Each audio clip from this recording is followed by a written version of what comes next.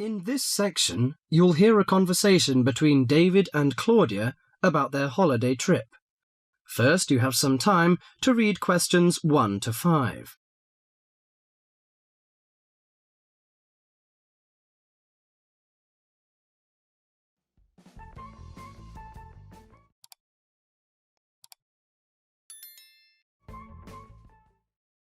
Now listen to the conversation and answer questions 1 to 5. Well, Claudia, our first semester at university is almost over. I can't wait for the holidays. Oh, me too. Why don't we go somewhere far away and forget about lectures and essays and all that hard work? Sounds good to me. How about if we go to the coast? It would be great to do some swimming and surfing. The coast would be good, but let's look at our other options. There are the mountains. They're nice and cool at this time of year. There's also the desert, which I really enjoyed last year. What about going to Sydney? I've never been there, and they say it's a great city to visit. Well, I agree. Sydney would be good, but there are too many tourists there at this time of year, and I'd rather get away from buildings and cars. I vote for the mountains. All right, then, let's do that. Now, we have to decide where we're going to stay and how we're going to get there. Any suggestions? Well, for places to stay, there are the usual places, motels, hotels, and youth hostels. We can go camping too. I'm afraid I'm not a very good camper. I tend to feel a bit frightened sleeping outdoors. All right, we'll forget about camping. So, what do you prefer? Well, since neither of us has a lot of money, I don't think a hotel or motel would be possible. How about a youth hostel? Oh, I'd rather not go to a youth hostel.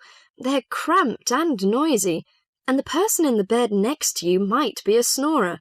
No, I think we should find a small holiday house to rent, and if we get a few more friends to join us, it will be really cheap. Okay. You know, it's the first time for me to travel to the mountains. What do you suggest to take? Mosquito net, I guess. Mosquito net is useful, but I don't want to add more weight to our luggage. So the insect repellent can do, I think. Besides, aspirins are necessary and some cold cure, in case we feel sick or something like this. Do you think we need binoculars and a camera? Well, it would be a good idea to take binoculars. As to a camera, I'm not very for it. I'd rather record the scenes in my mind. You're right. What about the money? How much do you think is enough, and how we should take it? I've learned from a friend about the cost. He told me that they spent about $480 for 1 week's tour, so I think $500 would be enough. We may need over $300 for the house. Have you got any traveller's checks? No, I haven't, but I've got a credit card and a saving card. Then take the credit cards with us. It would be more convenient to pay the house fees with a credit card.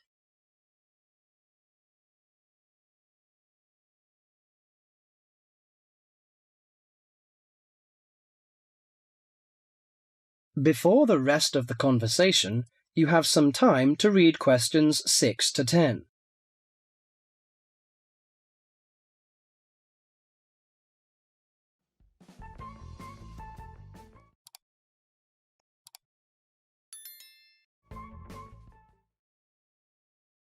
Now listen carefully to the rest of the conversation and answer questions 6 to 10. Oh, I nearly forgot the date. How long will we have before we have to be back here on campus? Under a week, I think.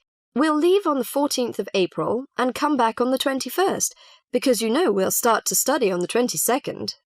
Do you know the definite locations of some holiday houses? I suppose it would be nice if we book in advance. Yes. Look at this brochure here. It says that there are several holiday houses near the mountains. I prefer the one near the woods. It's situated right across the road from the rainforest park. That sounds good. We can easily go to the rainforest park then. Do you know what else we can do there besides visiting the park? I know that many people go there for bushwalking, but you need a good pair of walking boots, of course. Are there any dangers in the bushes? I'm a little frightened. In fact, there's no need to be nervous of the bushes, provided that you treat it with respect and common sense. Most of the animals and wildlife are gentle and harmless. There are venomous snakes to be aware of, but really they're much more frightened of you than you are of them. The other thing is that certain plants can cause irritation if you touch them with bare skin. I see. Well, I can't wait for the coming holiday. That is the end of section 1.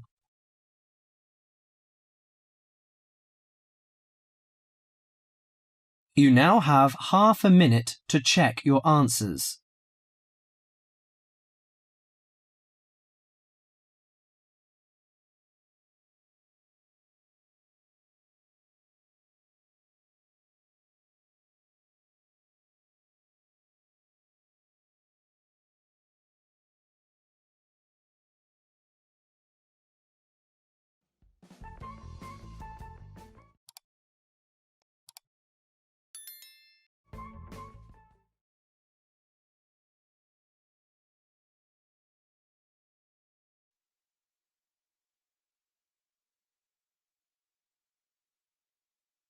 Now turn to Section 2. Section 2. You are going to hear a student arranging to transfer between English classes. She is leaving a message on the language department's answering machine. The student's name is Mei Lee. First look at questions 11 to 17.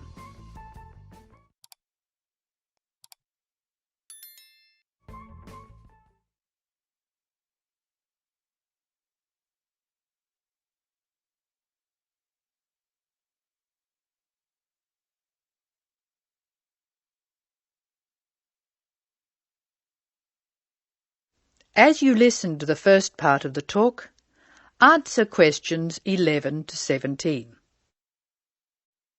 Hello, this is Mei Lee speaking. This message is for Mrs. Brooks in Student Affairs. Mrs. Brooks, I telephoned you last week and you told me to call back and put the details of my request to transfer on the answering machine. I hope you can hear me easily. I have the form here and I'll give you the information working from the top to the bottom. As you know, my family name is Lee, spelled L-E-E, and my first name is May. My student number is 002312. That's 002312. I'm in Mr. Anderson's class. You know, he's the one who helps out with the football team. The next part of the form asks for my address. I'll give it slowly. I live at Flat 5, 10 University Avenue. You probably know the building. It's just near the engineering school. The telephone number is 818-6074. And I share it with a lot of other people, so it's often engaged. I'll give it to you again. 818-6074. I think that's all I have to put on this part of the form. I know you were curious about my reason for requesting a transfer, so I'll explain that next. Before you hear the rest of the talk, you have some time to look at questions 18 to 20.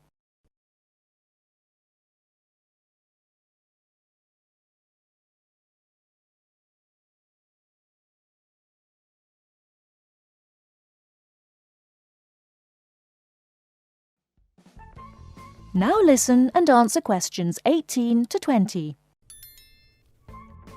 Now I'll tell you why I want to transfer between classes. Mrs. Brooks, I really like my teacher and my classmates, but I find it very hard not to speak in my own language. I just begin to think in English when the class ends, and I'm surrounded by other people from my country, so it's natural that we all speak in our mother tongue.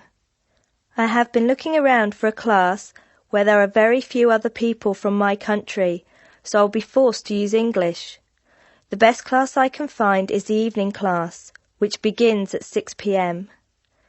Most of the students in that class come from countries which speak Spanish, and I can't speak a word, so I must use English.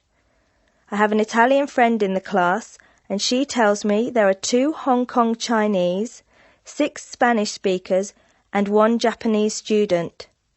She says most people speak English at the break, although sometimes the Spanish slip into their own language.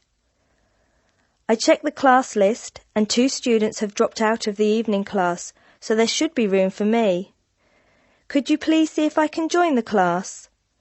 I'm not sure what the class number is, but the evening class I want is in room 305 of the Trotter Building.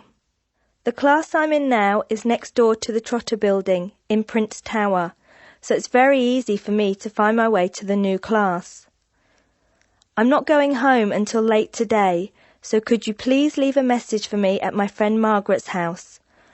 Her number is 812-7543, and she has an answering machine. I do hope you can transfer me, Mrs. Brooks.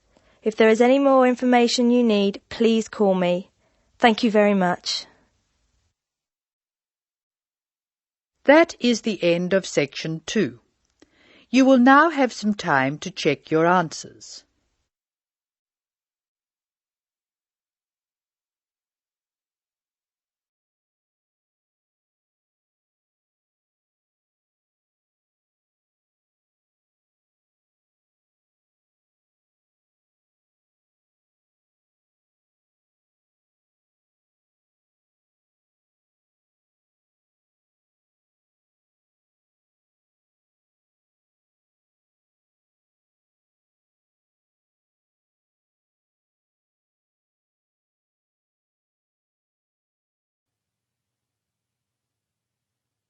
Now turn to section 3.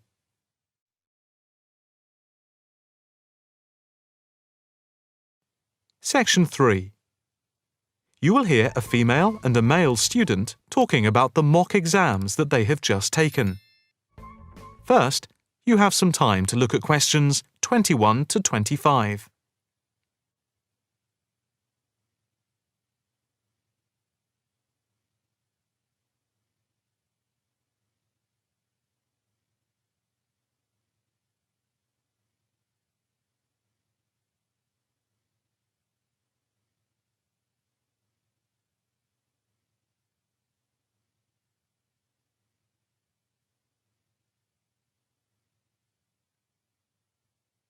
Now listen carefully and answer questions 21 to 25.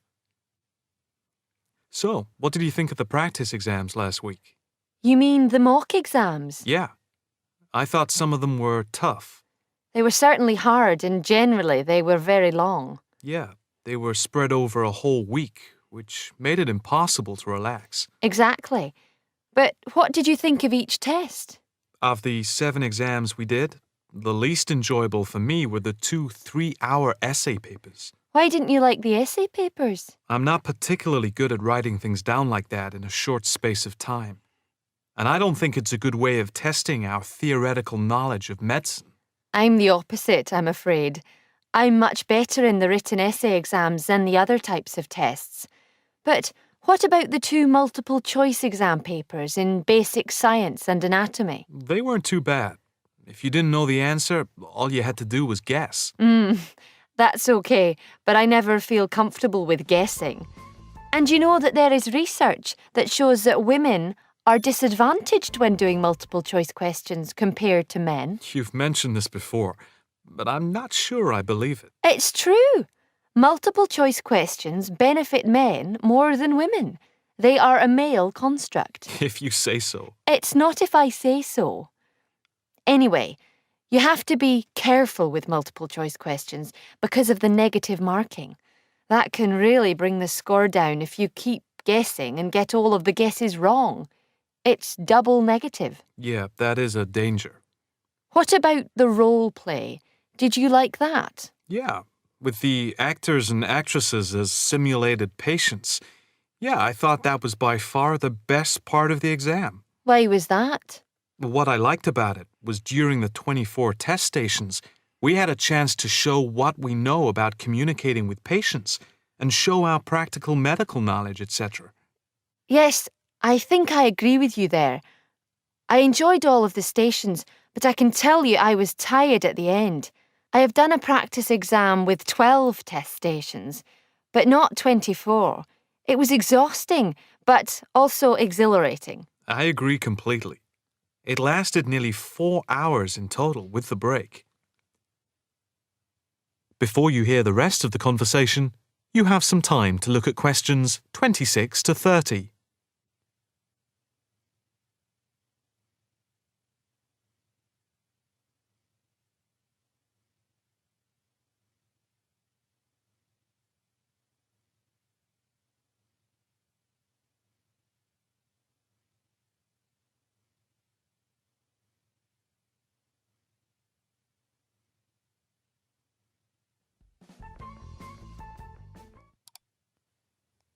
Now listen carefully and answer questions 26 to 30. What did you think of the other 2 exams? The 2 problem-solving tests? I didn't think I was going to handle them very well, but in the end, I think they went better than I thought they would. What I liked most was the test where we had to work in groups of 4, and to solve a problem, we had to prioritise actions. That was very interesting. I'm not sure that I did very well in that, though. Did you feel comfortable being in a group of 4 and having 4 examiners watching you as you discussed the problem? We did practice it several times before. You learn to forget that someone is watching you. But some people are better at speaking in group situations like that, and they get the best marks. The test doesn't just assess whether people can talk a lot. It's about showing you can listen, organise your thoughts, and then show you can be part of a team, allowing other people to speak. Well, we'll have to see how it goes. When do the results of the mocks come out? They said next week, and then it's the finals 2 weeks later. Yeah, we've got that to look forward to. What is the policy on resits? Why? Are you planning to fail? No, but, well, you know what I mean.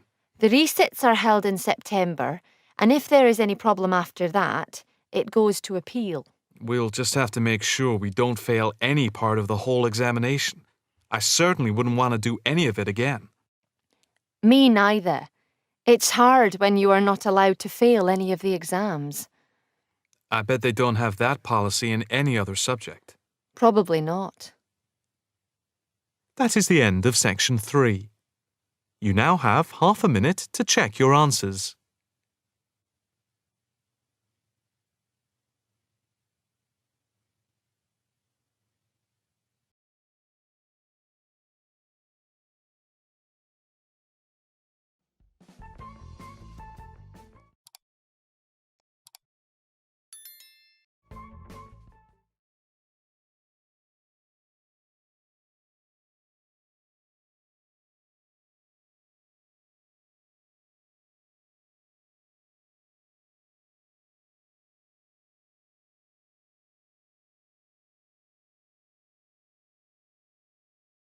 Section 4.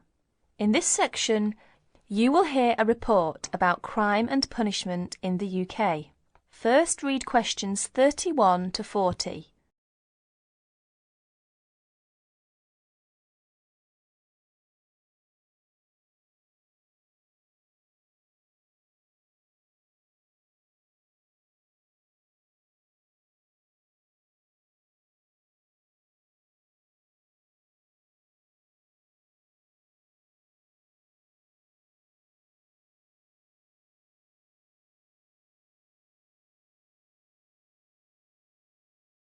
Listen to the report and answer questions 31 to 40. Like many other countries, Britain has experienced a great increase in criminal activity of nearly every kind. Nearly 5 times as many acts of violence were reported to the police in 1997 as 20 years before. Although most burglars are not caught, those who are caught overload the courts and prisons.